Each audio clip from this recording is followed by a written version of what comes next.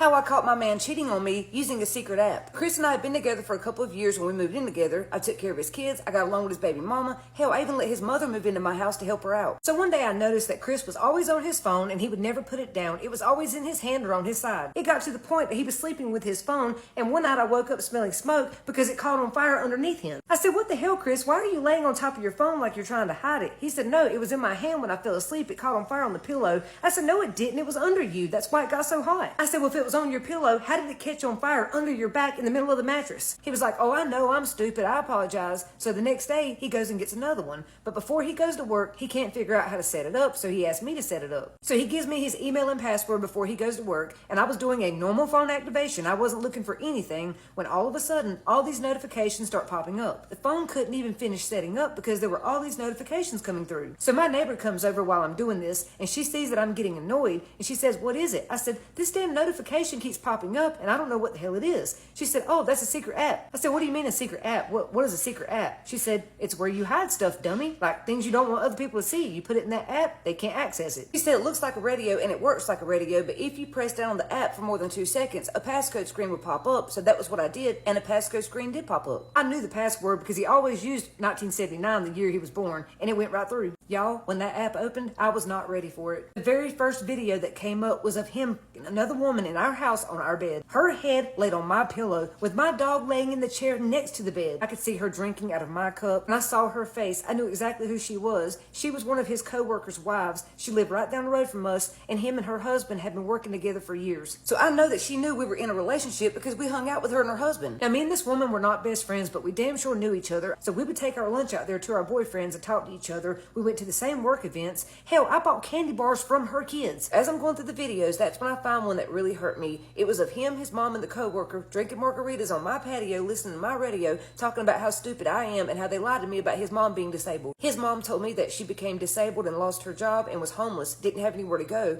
So out of the kindness of my heart, I let her move in with us, and she didn't even pay rent. She lived in my house, ate my food, did not pay a bill. I didn't ask her to do anything except exist because that was his mom, my friend, and I trusted her, and she lied to me. So by now, I'm fuming, shaking, sweating, heart racing, but I have to go pick Chris up from work, so I know I got to keep it together. I downloaded that secret app, and I logged in using Chris's email. That way, whenever she messaged him on his phone, it would come to my phone too. So when I get to the job site, there's Chris, the co-worker, and his wife, the one he's been cheating on me with, and they're all standing in a circle talking. As soon as Chris got into my car, he started talking cash shit about her like he always did, and I should have known that was a red flag. He said she don't do nothing all day but stay on social media. Her husband has to go home and do all the cooking and the cleaning and do the kids' homework because she's so fucking lazy. I can't stand that bitch. Look at the way she's dressed. She flirts with everybody. I don't know how her husband tolerates that shit. So if you want to know something interesting, I read a study that claims if a man constantly talks crap about a woman, it's because he's attracted to her and wants to her. He said, "Ew, oh my God, not me. That study's wrong. I don't want to do with that bitch." I said, okay, go off. He looks dumb as hell. He has no idea that I know. And what this taught me was, if your partner is constantly bashing somebody, either they're sleeping with them or they want to. I give him his phone and say, "Here you go, it's all logged in." And I thought, well, it's probably going to be a few hours before they start talking.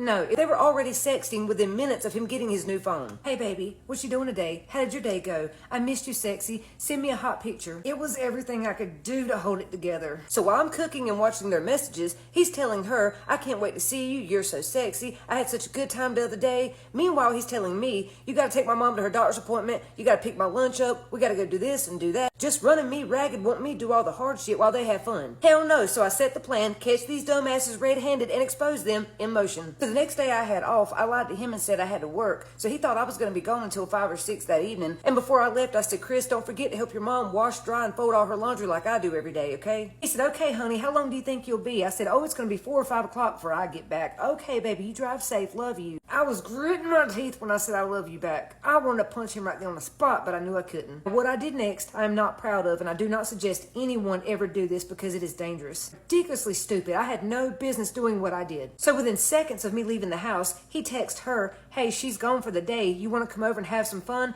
And she replies, "On the way, smiley face." So I left our house and I went to his job site where I knew her husband would be working, and I told her husband that her car had broke down at our house. And I knew if he tried to call her phone, she wouldn't answer because she was too busy picking my old man, and that was exactly what happened. When he called, she didn't answer, so he just followed me over there. So her husband follows me back back to my house, and he gets out and says, well, there's her car, but where is she? I said, she must be in the house. Come on, let's walk in. So I take my key and unlock the door. He said, why is your door locked? As I unlocked the door, I said, yeah, I just want you to know this has been going on for nearly a year. And when I opened the door, there was Chris and his wife on the couch.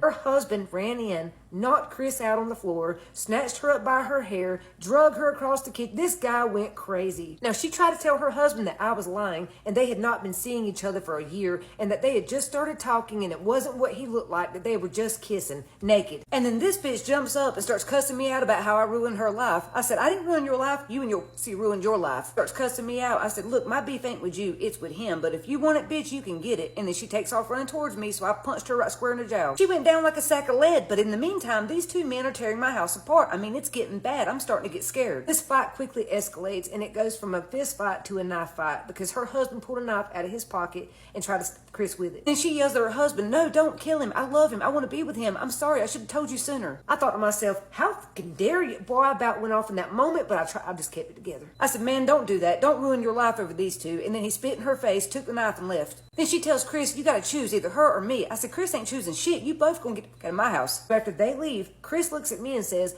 this is all your fault. You're the reason all this happened. This is my fault? No, this is your fault because you're the one fucking around. I said, instead of just breaking up with me, you lie to me, you mooch off of me, you get me to move your mama in, I'm taking care of your kids, taking your mom to all her appointments, I'm fully supporting you and your family, and you're cheating on me? You. Then his mama comes in and she says, Alicia, I swear I had no idea. If I had known, I would have told you. I said, listen up, bitch. I want you and him to get your shit fuck out of my house. I said, don't even sit in my face trying to lie to me because I know you knew this entire time. You're just as bad as he is. Get the fuck out. And then Chris tries to put everything off on this woman. She seduced me. She tricked me. Like, I just could not say no. She R-worded me. I said, man, get the fuck out of here with that shit. No, literally, get the fuck out. You and your mama both leave now. And they did. I put all their asses on to go that day. Find somebody else to mooch off of. So her and her husband did try to work things out until he found out she was cheating with two other co-workers and then he divorced her.